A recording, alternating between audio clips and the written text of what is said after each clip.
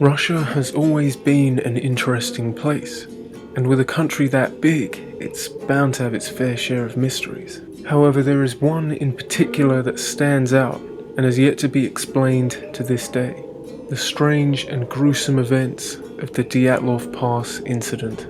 Let's go back to Russia, 1959. The Soviet Union is in full stride. The country is rife with political unrest, and there is a constant looming threat of a nuclear war between the world's superpowers.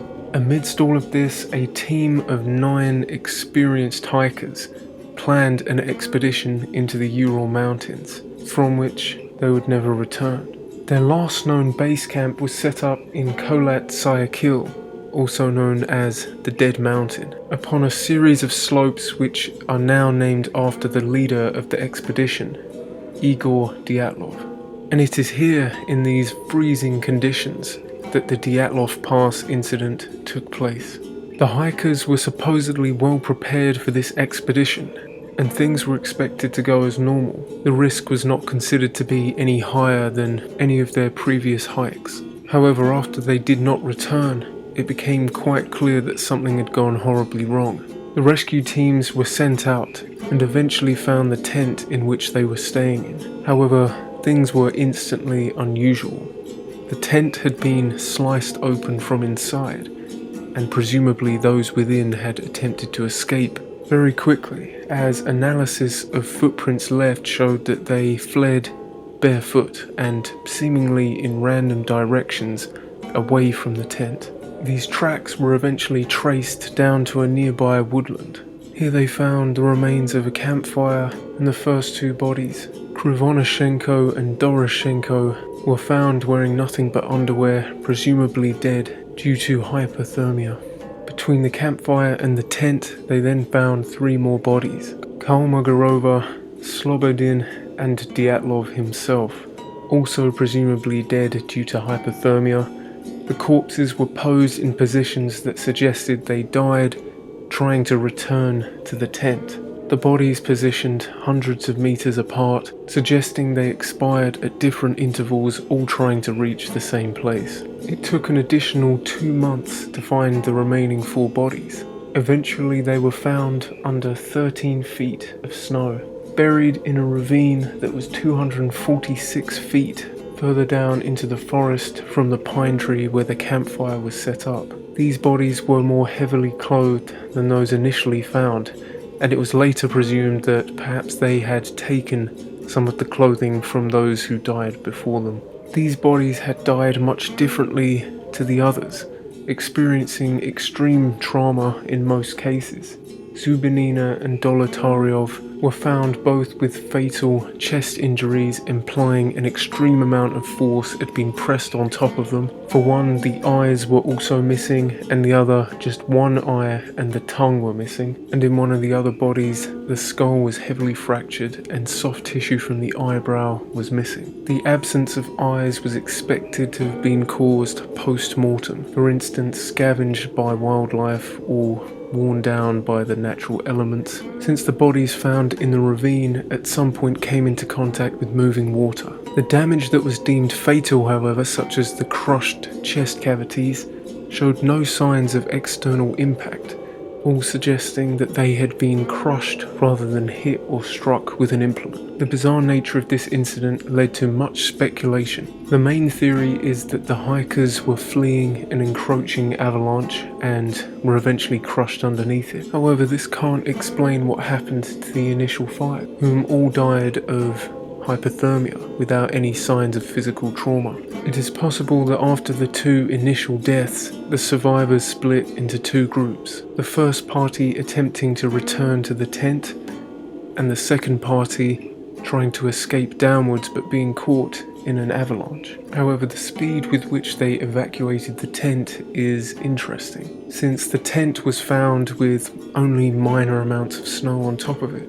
It had not been buried by an avalanche. So there is the possibility that they mistakenly thought the avalanche was going to hit the tent and quickly ran for their lives. But these were quite experienced hikers, and even if they had made a mistake of judgment, then surely as soon as they realized their tent wasn't covered in snow, they would have simply immediately returned to it. It seems as though they only returned to it when they were practically dying and had no other choice, in the case of Dyatlov and the 2 bodies that were with him.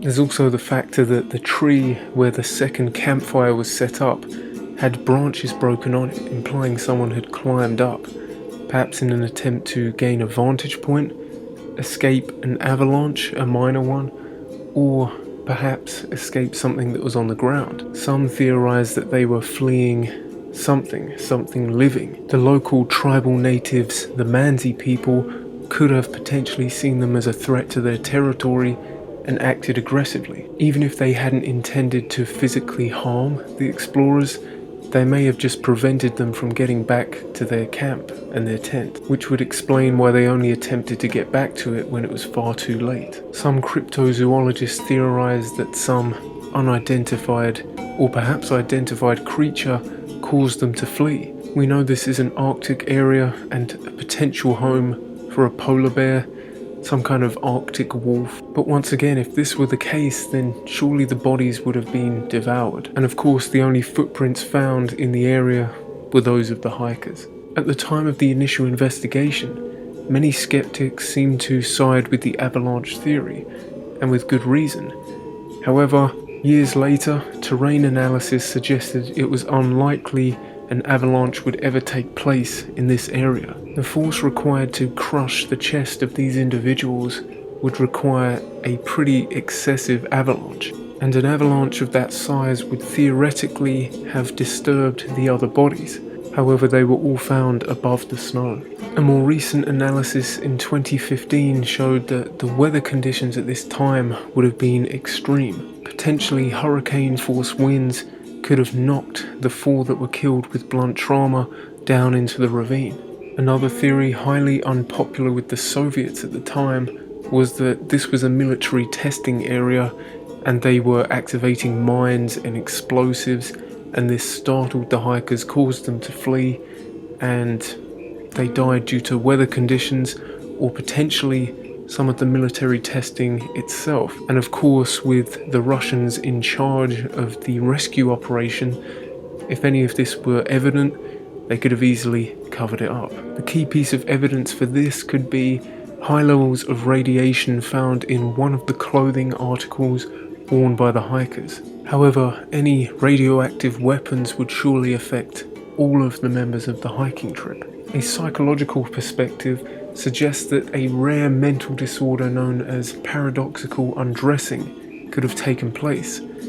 Since the hikers were already experiencing extreme cold, the mind can paradoxically perceive this as extreme heat, and in a bizarre turn of events, someone suffering from this mental illness would remove all of their clothes for fear of burning, and then sadly, legitimately die of hypothermia. The entire scenario has led to mass speculation and numerous theories because, let's face it, it simply is mysterious. We don't know exactly what happened. There was even a movie adaptation quite recently, which was, okay, a bit far-fetched. Also, interestingly, there was supposed to be a 10th member of the expedition, Yuri Yudin. However, he pulled out due to injury. He had heart conditions and things like that, so you can only imagine how lucky he must have been feeling at the time. But there you have it, the Dyatlov Pass incident. What do you think? Let me know in the comments below. Do you think it was a yeti, strange Soviet experiments, or just a good old-fashioned avalanche? Make sure you let me know down below. Like the video if you did, share it with a friend, and of course if you haven't already, subscribe for more creepy content.